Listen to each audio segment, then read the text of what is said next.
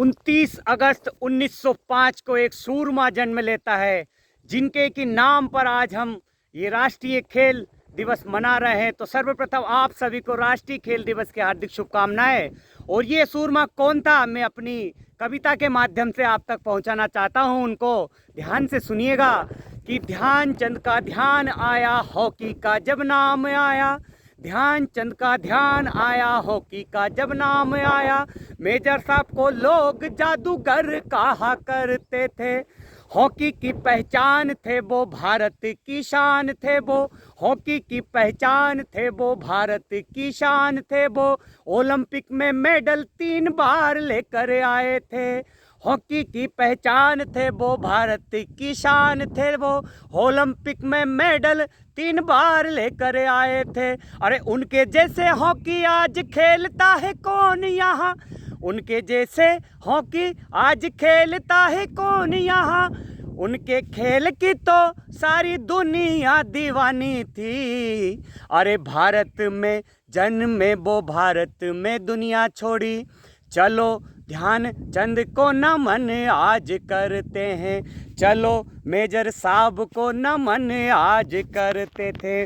और ये उनका हॉकी का सफ़र था। मेजर का जो सफ़र था वो सुनिएगा। वो एक सैनिक भी थे, सिपाही भी थे। और क्योंकि तब भारत आज़ाद नहीं था, तो ब्रिटिश आर्मी के जो है सैनिक थे। ध्यान से सुनिएगा कि सेना की कमान था मैं, हॉकी में बड़े वो आगे। हॉकी में ही वो आगे बढ़े थे। उनका सफ़र जो है मेजर साहब तक का, वो इस खेल के कारण था, क्योंकि इस खेल के वो जादूगर थे। सेना की कमान था मैं, हॉकी में बड़े वो आगे। इनका खेल देख मन हिटलर का ललचाया था। तो कहते हैं कि हिटलर ने इन्हें ऑफर दिया था अपनी सेना का कमांडेंट बनाने के लिए सर्वप्रथम, लेकिन उन्होंने क्या कहा वो सुनिएगा कि इनका खेल देख मन हिटलर का ललचाया था। भारत का बेटा हूँ मैं, भारत में ही खेलूँगा। भारत का बेटा हूँ मैं, भारत में ही खेलूँगा। हिटलर तानाशाह को जवाब देकर आए थे।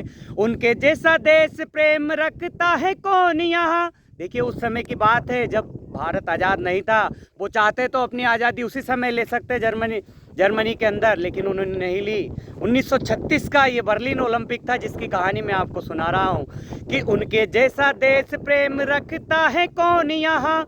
उनके देश प्रेम की बस इतनी कहानी थी। अरे गरीबी में जिए थे वो, खुददारी में दुनिया छोड़ी। बिना भारत रत्न मेजर साहब की कुर्बानी है।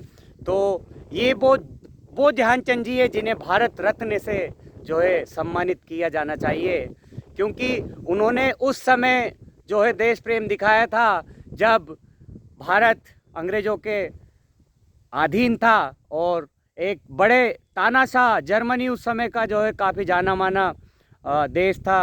और हिटलर जो कि हिटलर वहाँ पर तानाशाह था और शासन करता था।